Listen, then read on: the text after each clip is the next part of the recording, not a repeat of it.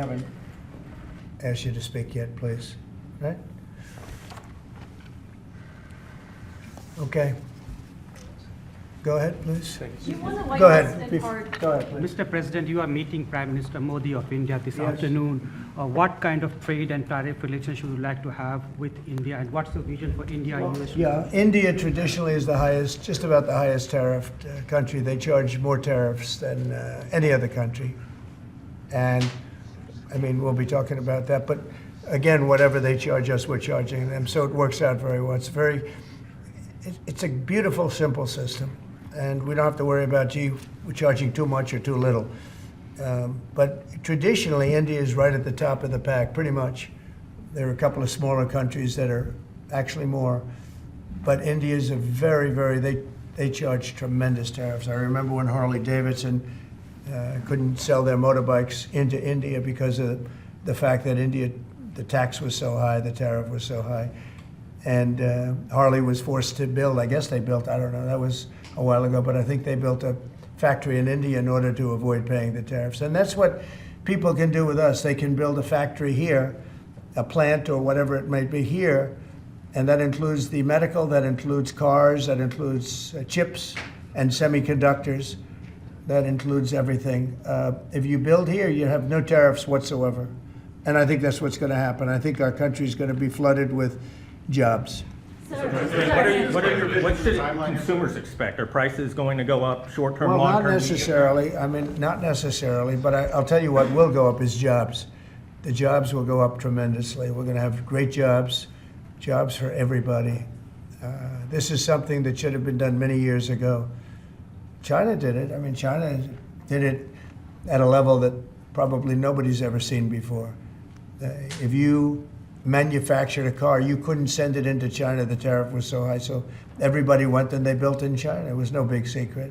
So we're going to see, but it's going to mean tremendous amounts of jobs. And ultimately, prices will stay the same, go down. But we're going to have a very dynamic country. But if prices go up, Mr. President, because of these tariffs, who do you think voters should hold responsible? Oh, I think what's going to go up is jobs are going to go up. And prices could go up somewhat short term, but prices will also go down. And I think the farmers are going to be helped by this very much because product is being dumped into our country and our farmers are getting hurt very badly by the last administration. The last administration hated our farmers, like at a level that I've never seen before. I think our farmers are going to be helped. Jobs are going to be helped, but our farmers are going to be helped. Our manufacturers are going to be helped. And again, if somebody wants to come in, including the car companies, if they want to come in and build car plants, they'll do it without tariffs, and therefore prices won't go up. There could be some short-term disturbance, but long-term, it's gonna make our country a fortune. So Americans should prepare for some short-term pain. No, you said that. I didn't say that. Because if the prices go up, Let's see what happens. Nobody really knows what is going to happen, other than we know that jobs are going to be produced at levels that we haven't seen before. We know that we think interest rates are going to ultimately be coming down because of things that happen, and they go hand in hand with the tariffs. But we think that the prices for some things, many things, it could be all things, will go down. Ultimately, will go down. Mr. President, can you explain the timeline here, sir? There's a period of time for a review, a report, 180 days. What's the earliest date that you think tariffs will actually be implemented and executed? Well, I would say, maybe I'll ask Howard to answer that, because he's going to be the one that's implementing. What do you think? Our studies should be all complete by April 1st. So we'll hand the president the opportunity to start on April 2nd if he wants. So I think we'll be ready to go Pretty on close. April 1st, and we'll hand it to the president, and he'll make his decisions. But remember, if they drop their tariffs, prices for Americans are coming down. Our production's going up, and our costs are going down. Remember, it's a two-way street. That's why it's called reciprocal. And have you spoken to any American CEOs directly about this? Are they calling you and asking I've for spoken to exemptions, many, for example? and many love it. And they say this is going to be the thing that makes our country really prosperous again. And this is going to be what pays down to $36 trillion in debt and all the other things. And this is going to be This is an amazing day. I think this is going to be a very big day and in a very positive way for our country. Yes, please. Mr. President, you've talked about the VAT and the EU before and your concerns with how the EU treats you. Do you have a number in mind on the European Union? Do you have an idea where that number is going to land? Well, what they are now is they have a 20% VAT tax, which we're considering to be similar or the same as the tariff. Plus, they charge lots of fees, and they're doing something else. European Union's been very tough on our companies. They sued Apple, they sued Google, they sued Facebook, they sued many other companies, and they're American companies, and the kind of numbers are staggering. And the court system over there is not very good to our companies. If you know that Apple had to pay, I think, $16 billion in a penalty, a court case that was really shocking because most people thought they would have won that court case, people that watched it. So they've been very tough. Airlines have called me up and they said, could you help us with Europe because they're charging us so many different fees. I got a call from the head of American, United, and other airlines saying every time we land a plane, we get just absolutely killed by the European Union. And so they haven't been treated as good. We think the European Union is wonderful. We all love Europe, love the countries in Europe, but European Union has been absolutely brutal on trade. Canada's been very bad to us on trade, but now Canada's going to have to start paying up. And Canada's been tough on the military because they have a very low military cost. They think we're going to, protect them with our military, which is unfair. So Canada's going to be a very interesting situation because, we just don't need their product. And yet they survive off the fact that we do 95% of what they do. And Canada is just absolutely, I say it, and sometimes people smile and sometimes they say great idea, but Canada, their taxes would come down greatly, their security would go up greatly. Amazing things happen to Canada. And really Canada in this particular, why would we pay $200 billion a year in subsidies to Canada when they're not a state? You do that for a state, but you don't do that for somebody else's country. So I think Canada is going to be a very serious contender to be our 51st state. Mr. President, how are negotiations going with Canada? There was obviously a delay in implementing those tariffs. I spoke to Governor Trudeau on numerous occasions, and we'll see what happens. But it just sets up so good for them. Look, the people would pay much less tax than they're paying right now. They'd have perfect military protection. They don't have any military protection because and you take a look at what's going on out there. You have Russian ships, you have China ships, you have Chinese ships, you have a lot of ships out there, and people are in danger. This is a different world today. It's a different world. They need our protection. Yes. You just mentioned Elon Musk and the efforts that he's undertaking with your Yeah. authority. You granted him new authority this week. Will he secure any new government contracts while he is working on DOGE? No, not if there's a conflict. If there's no conflict, I guess what difference does it make? But we won't let him do anything having to do with the conflict. Are you personally checking to make sure there's no conflicts of interest? Yeah, I am. He answers to you. Sure, he does. First of all, he wouldn't do it, and second of all, we're not going to let him do anything where there's a conflict of interest. Mr. President, your negotiations with the EU there's discussions ongoing already. How quickly do you expect that you'll hear back from them about any of these other measures? I can't tell you, yeah. The EU's been very nasty. It's just been, they haven't treated us properly. Look, we were great to them on NATO. Essentially, it's a similar group of countries. When I came in, my first term, I raised their fees. I mean, they were not paying. We were paying for, in my opinion, almost all of NATO. And now, I had the bad moment with the press where the press said, well, does this mean you won't protect them? And I said, I won't protect them if they're not paying. But because I said that, the Secretary General, as you know, said it was the greatest thing he's ever seen because the money came pouring in. But they don't treat us right on trade. They don't treat us right on the military either. I mean, if you look at Ukraine, we're in for probably $200 billion more than Europe. Why are we in for more than Europe? We're in for more than Europe. I mean, think of it, or NATO. I mean, let's call it NATO because Canada's in. By the way, Canada is just about the lowest payer also just be, they shouldn't be. They are just about the lowest payer in NATO in addition to everything else. So Canada's really been taken advantage of. And if they had to pay just something modestly fair, they wouldn't be able to succeed as a country. And that's why I feel they have to become a state. Yes, ma'am. Thank you, very Mr. President. critical of- Is it your expectation that partners will offer major concessions and that you actually don't end up applying those tariffs? No, I think that a lot of them will stay the same, and whatever they pay, I'll pay. I mean, we'll have a lot of them stay the same. I think some.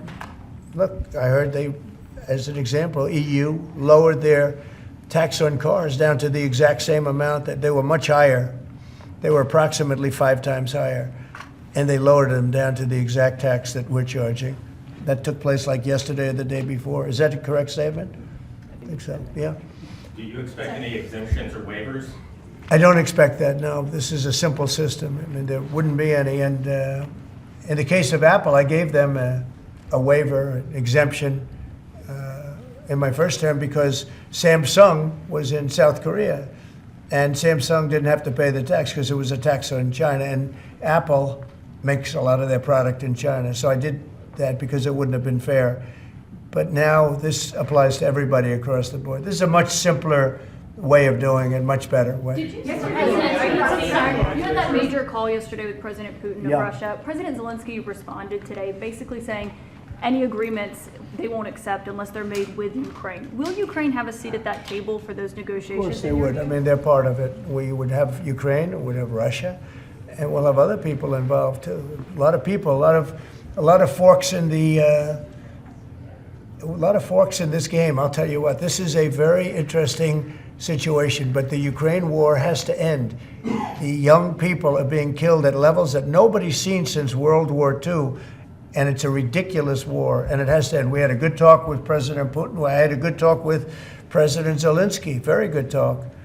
And somebody said, oh, I should have called Zelensky first. I don't think so. I mean, we have to find out whether or not Russia wants to make a deal. I know that Zelensky wants to make a deal because he told me that. But I now know that Russia wants to make a deal. Did you ask Secretary Hegseth to walk back his comments yesterday saying Ukraine won't join NATO and won't go back to pre-2014 No, borders because those no, I are didn't, no. bargaining chips you could use? No, I didn't. Somebody told me to, but I thought his comments were good yesterday, and they're probably good today. They're a little bit softer, perhaps, but I thought his comments from yesterday. I thought his comments yesterday were pretty accurate. I don't see any way that a country in Russia's position could allow them, just in their position, could allow them to join NATO. I don't see that happening. And long before President Putin, Russia was very strong on the fact that I believe that's the reason the war started. Because Biden went out and said that they could join NATO, and he shouldn't have said that. As soon as he said that, I said, you know what? You're going to have a war now, and I was right about that. This is a war that would have never happened if I were But president. you don't think it's President Biden's fault, not President Putin? I mean, he's the one. I think who made Biden it. is incompetent, and I think when he said that they could join NATO, I thought that was a very stupid thing to say. I thought when he said, well, it depends if it's a minor incursion. In other words, it's okay if Russia does a minor incursion. I thought that was a very foolish thing to say. When can we expect on auto? got it started. The other thing that got it started was how badly Milley and these stupid people, the bad generals, how badly they did with Afghanistan. I was going to pull out, but we were pulling out with dignity and strength, and we were going to take our equipment with us and everything else. They are, I mean, what they're doing is, what they did with that, I think Putin looked at that mess and he said, wow, this is a great time, I'm going to go in. But what the Americans said, I'm not blaming Americans, but I will say what they said had a big influence on his deciding to go in. Yeah. When Elon Musk met with Prime Minister Modi earlier today, did he do so as an American CEO or did he do so as a representative of the U.S. government? Are you talking about me? No, Elon Musk. Elon, I don't know. They met, and I assume he wants to do business in India. But India is a very hard place to do business in because of the tariffs. They have the highest tariffs just about in the world, and it's a hard place to do business. No, I would imagine he met possibly because he's running a company. He's doing this as a as something that he's felt strongly about for a long time, because he sees what's happening, and he sees how the country is really being hurt badly by all of the fraud, waste, and abuse. Yeah. So how is Modi know whether he's meeting with the CEO or meeting with a representative of your government? Well, he's meeting with me in a little while, so I'm going to ask him that question. All right? I'll ask him that question. Yeah. On auto tariffs, what should we expect, sir? You mentioned obviously steel and aluminum and pharmaceuticals. What are you thinking about auto tariffs? We haven't talked about that much. I think autos are coming soon. I think they're all coming more or less at the same time. And it's not going to be a big shock to the system. But what it's going to do is it's going to bring pharmaceuticals back to our country. Much more important than the money. It's a lot of money, but it's going to bring pharmaceuticals back to our country. It's going to bring chips back to our country. It's going to bring automobile. We're going to do a lot more automobile manufacturing in our country. You know, when I did this, when I announced this during the campaign, they were going to build the largest car plant in the world in Mexico. It was almost under construction. It was just starting. And when they heard me make that statement, and they thought I was going to win the election, actually, it was a few months before the election itself, China was building the car plant. It was going to be the largest in the world. They immediately stopped construction. You can see the foundations there. They immediately stopped. When they heard I was doing this, that would have destroyed Detroit. It would have destroyed Michigan. This plant would have taken up more than almost the whole state built. And it would have been very destructive. When they heard me speak, and they said, wow, if he gets in, we're gonna lose our shirt. So they stopped building. That's the impact that tariffs have. Again, you know, I say it, and I say it loudly. It's the most beautiful word, but now I say religion, love, and a couple of other things are more beautiful, because I got in a lot of problem with the fake news when they said, oh, other things are more important. God is more important, but these are the words. But I would say it's number 4 or 5. To me, it's the most beautiful. And I'll tell you what, I think really reciprocal tariffs, those 2 words, reciprocal makes tariffs really fair. There'd be no exemptions, right? It would be all auto imports? Any exemptions, no, because you don't need to. With reciprocal, you don't need to. Mr. President, Gavin Clegg just arrived at the IRS. Fox Radio. Do you have a update on the TikTok negotiations? And Yeah, kind we have a lot of that people. Timeline's running out, isn't it? Sure, well, I have 90 days from about 2 weeks ago, right? And I'm sure it can be extended, but let's see, I don't think you'll need to. We have a lot of people interested in TikTok, and I hope to be able to make a deal. I think it would be good. You know, people have learned it's very popular, and we'll have to probably get approval from China to do it, but we have a lot of people that are interested, and a lot of people, I think China will be interested because it's to their benefit too. So I look forward to that, but we have a lot of people that are interested in TikTok, quite a few. Mr. President, Doge workers arrived today, Gavin Clegg and others arrived today at the IRS. Do you expect to close the IRS, or what are you expecting? No, to I don't happen? expect You it, talked but, about the ERS. but I Someday. think that the Internal Revenue Service will be looked at like everybody else. Just about everybody's going to be looked at. So it's they're doing a hell of a job. It's an amazing job they're doing. And you know, that force is building. I call it the force of super geniuses, but it's building. And you know, they go up and they talk to some of the people about certain deals, and the people get all tongue-tied. They can't talk because these people get it. They're very smart people. We need smart people. Yes, Brian. On tariffs, sir. Yeah, Brian. Yes, sir. Mr. President, I know that during the campaign, it was huge in Pennsylvania as far as bringing back manufacturing. Have you talked to any CEOs since the tariffs were announced on steel and aluminum? What's the feedback from those guys? They are in love with it, as you know. In Pennsylvania, U.S. Steel is through the roof. They're all through the roof. That's why I didn't want U.S. Steel to make a deal with Japan or anybody else. I think it's going to do great.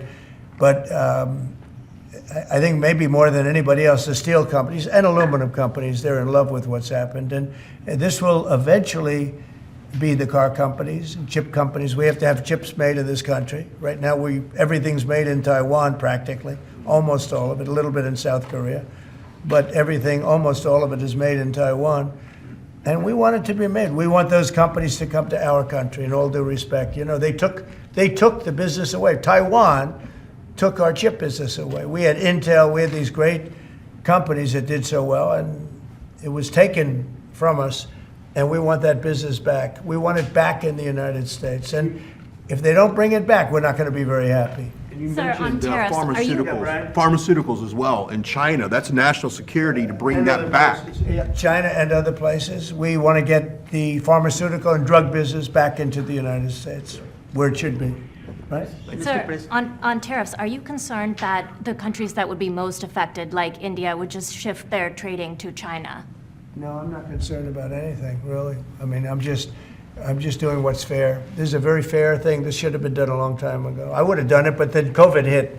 I was getting ready to do this years ago, and first time we had the most successful economy in history, and then COVID hit, and this was going to be the thing that I was most waiting to do, but it was awfully hard to do this with Italy and France and Spain, and all those people were dying, and then we put tariffs on.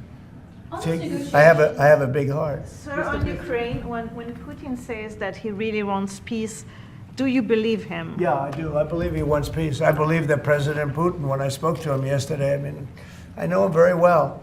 Yeah, I think he wants peace. I think he would tell me if he didn't. I'd like to see peace. Do you trust President I Putin? believe that, I believe that he would like to see something happen. I trust him on this subject.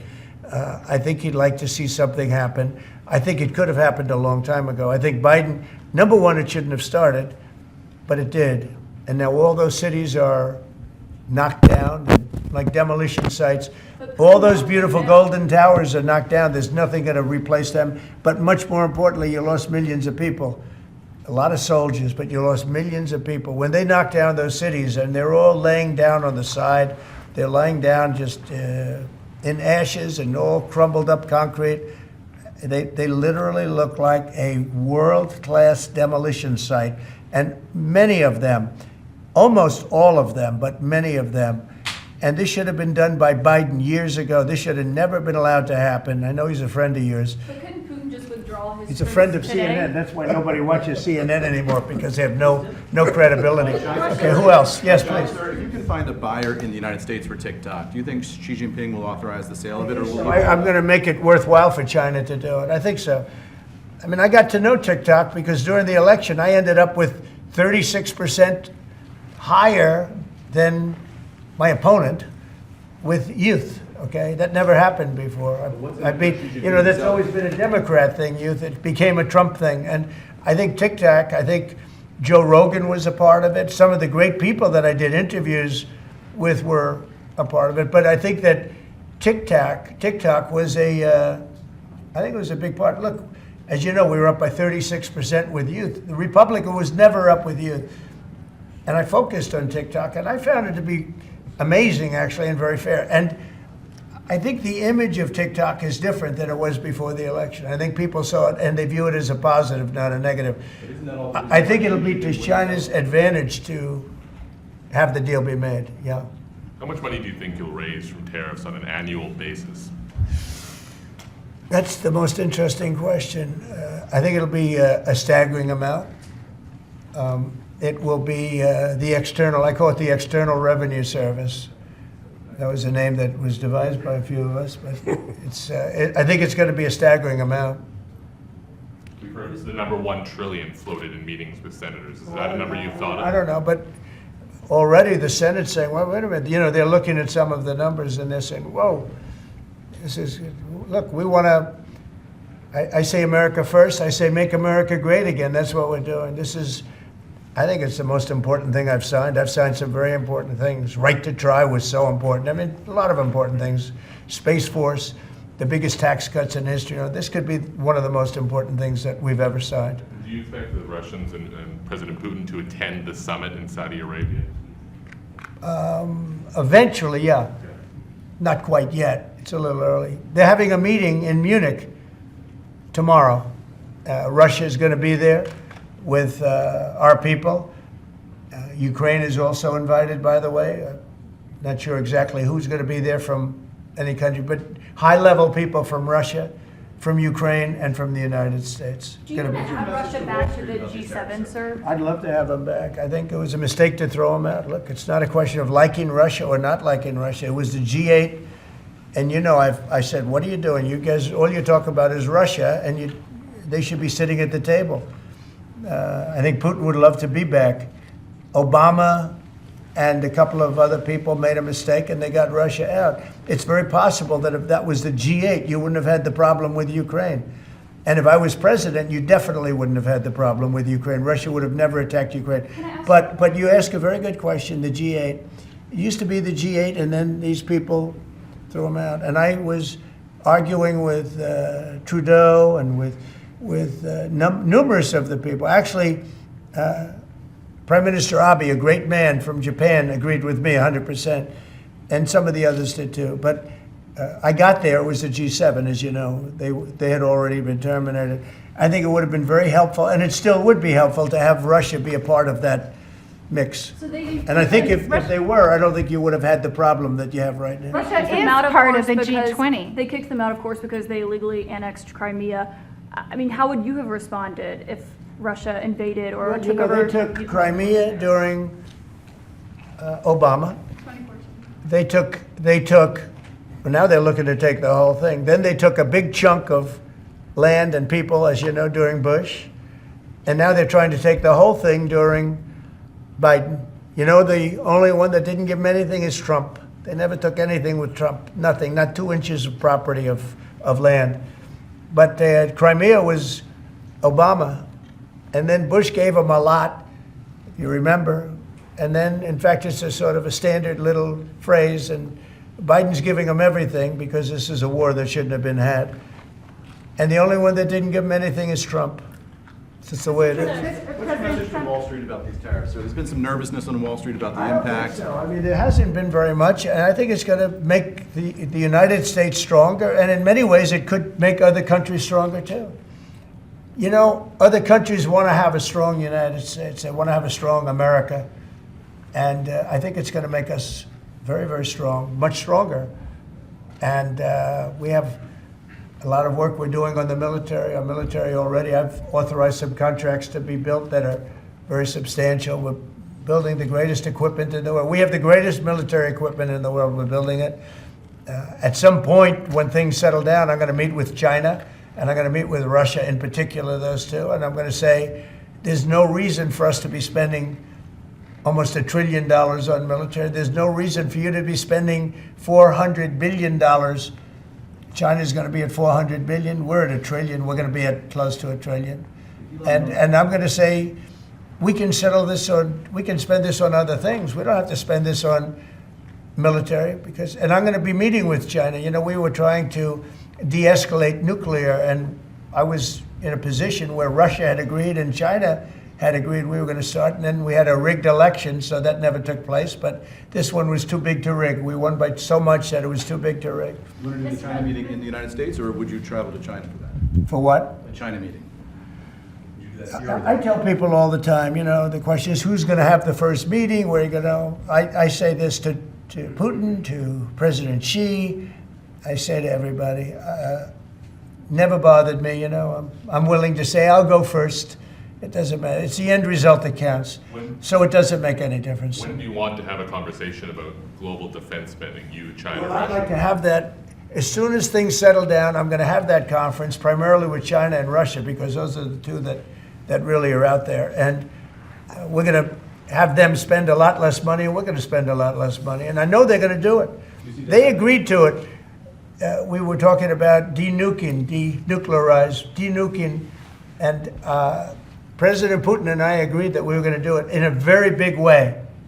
There's no reason for us to be building brand new nuclear weapons. We already have so many you could destroy the world 50 times over, 100 times over. And here we are building new nuclear weapons, and they're building nuclear weapons, and China's building new nuclear weapons, and China's trying to catch up because, you know, they're very substantially behind, but within 5 or 6 years, they'll be even. And we're all spending a lot of money that we could be spending on other things that are actually, hopefully, much more productive. Hopefully, there'll never be a time when we need those weapons. If there's ever a time when we need nuclear weapons, like the kind of weapons that we're building and that Russia has and that China has to a lesser extent, but will have, that's going to be a very sad day. That's going to be probably oblivion. Do you see that as separate conversations, or do you see one giant summit with you, Xi Jinping, and Vladimir Putin? Yeah, I could see that. let things calm down a little bit. You know, when I left, we had no Middle East problem. We had no Russia going into Ukraine. They never would have done it. Putin never would have done it. And I came back and we got like the whole world is blowing up. So when we straighten it all out, then I want to have one of the first meetings I want to have is with President Xi of China, President Putin of Russia. And I want to say, let's cut our military budget in half. And we can do that. And I think we'll be able to do it. If Elon Musk identifies wasteful spending in the Defense Department, defense contractors and the like, are you willing to go after that spending as well? That's We have to go waste, fraud, and abuse. Yeah, and we're doing that. Could we, I'm just wondering about your conversations on defense spending. Would you want to do that as a trilateral, or would you use the existing body that also already includes China and Russia, the G20? No, it's the people. It's President Putin, President Xi. I don't need bodies. I don't need anything. It's people. It's all about people. It's about relationship and people. And, I've had a good relationship with President Putin. I've had a good relationship with President Xi. It's about people. And I think when things straighten out, which I hope will be in the not too distant future, the meeting I want to have first is a meeting with China and a meeting with Russia on slowing down, stopping, and reducing nuclear weapons in particular, and also on not having to spend the kind of money we're all spending on weapons, military weapons generally. I think my question is, would you have those meetings separately with each of those leaders, or would you try to bring them all together? Both. You start off separately, and that's what was happening. I was dealing with President Putin. We had really an understanding where we were going to denuclearize. What a beautiful term that is, right? Denuclearize. What a great thing if we could do that. And we were going to, he really liked the idea, and so did I. And we had then called China, and China was very open to it. And then COVID hit. And then we had a rigged election. But now there was no rigged election. Now we have an election that was too big to rig. That's what my whole theme was, too big to rig. And they tried, but they didn't pull it off. Sir, as part of the reciprocal tariffs, would you also direct agencies to study the impact they would have on prices in the U.S.? No, there's nothing to study. There's nothing to study. It's going to go well. The United States is going to become a very, very strong economically country. Yeah. Mr. President, in the past you have spoken against BRICS. India is part of BRICS. Do you want to dismantle BRICS, or US want to be part of it? I don't care, but BRICS was put there for a bad purpose, and most of those people they don't even want to talk about it now. They're afraid to talk about it because I told them if they want to play games with the dollar, then they're going to be hit with a 100% tariff the day they mention that they want to do it. And they will come back and say, we beg you not to do this. BRICS is dead since I mentioned that. BRICS died the minute I mentioned that. And I remember when Obama and Biden in particular, I guess he said that, they have us over a barrel. They don't have us over a barrel. We have them over a barrel. If BRICS wants to play games, those countries won't trade with us. We won't trade with them. And if any trading gets through, it'll be 100% tariff at least. On your What cabinet, would be your- You know what? When they hear that, what do you think they're going to do? They're going to say, look what happened to BRICS. They didn't want to talk about it. They don't even want to admit that they were a member of BRICS. That's what's happened. On your cabinet, sir, we saw Robert F. Kennedy Jr. get confirmed. He's going to come in here and be sworn in. Mitch McConnell has now voted against several of your nominees. He voted against RFK Jr. as the next health secretary, citing conspiracy theories. What's your reaction to that? Well, I feel sorry for Mitch. And I was one of the people that led. He wanted to go to the end and he wanted to stay leader. He's not equipped mentally. He wasn't equipped 10 years ago mentally, in my opinion. He'd let the Republican Party go to hell. If I didn't come along, the Republican Party wouldn't even exist right now. Mitch McConnell never really had it. He had an ability to raise money because of his position as leader, which anybody could do. You could do it even, and that's saying a lot. But the fact is that he raised money and he gave a lot of money to senators, and so he had a little loyalty based on the fact that as leader you could raise a lot of money. Senators would call me and they say, he wants to give me 20, 25 million, can I take it? I'd say, take the money, take the money. But he engendered a certain amount of, I don't even call it loyalty, he was able to get votes. But I was the one that got him to drop out of the leadership position, so he can't love me. But he's not voting against Bobby, he's voting against me, but that's all right. He endorsed me. You know, do you know that Mitch endorsed me, right? Well, he did You have think that was polio, easy? and What? He had polio, obviously, and his. I don't decided know. that I don't that know was- anything about he had polio. He had polio. Are you doubting that he had polio? I have no idea if he had polio. All I can tell you about him is that he shouldn't have been a leader. He knows that. He voted against Bobby. He votes against almost everything now. He's a very bitter guy, and we have a very strong party. And he's almost not even really a very powerful member. I'd say he's not he's lost his power, and it's affected his vote. And it's one of those things. But in the meantime, Bobby did great, got more votes than anybody thought, and I think he's going to do phenomenally, just phenomenally in that position. And everybody else likewise did well. Not only well, they got more votes than anybody thought. Tulsi, look at how she did. She did great. Marco got 99 votes. How about that? And Marco got 99 votes. And Marco, by the way, I have to tell you, Marco Rubio's done a fantastic job. He's been a great Secretary of State. They're all doing great. But we're going to have a swearing in today, and maybe we're going to have a second one, because I hear we have a couple of them coming up. And the man behind me is doing a fantastic job, Secretary of Commerce. And I think you're going to see something very big come from today's signing. This is going to be a very important signing. Okay? On U.S. Steel, sir, can I ask very quickly? You said you'd meet with the head of that company and the Japanese company. U.S. Steel is going to be here, and a lot of the steel companies are coming. I think steel companies, they love what's happening to them. We saved it. If I didn't do the tariffs from my first term, you wouldn't have one steel company here. You wouldn't have one steel. There wouldn't be a steel company alive in the United States. And right now, they're going to be thriving. They're doing very well, but they're going to be thriving. They're going to be coming out. People are going to want to buy those steel companies like crazy. Are you still planning to mediate talks between Nippon Steel and U.S. Steel? Yeah, I don't know. I think U.S. Steel right now has all the power. The tariffs have given U.S. Steel a new lease on life. Okay? Thank you all very much. Thank you. Thank you. Let's go.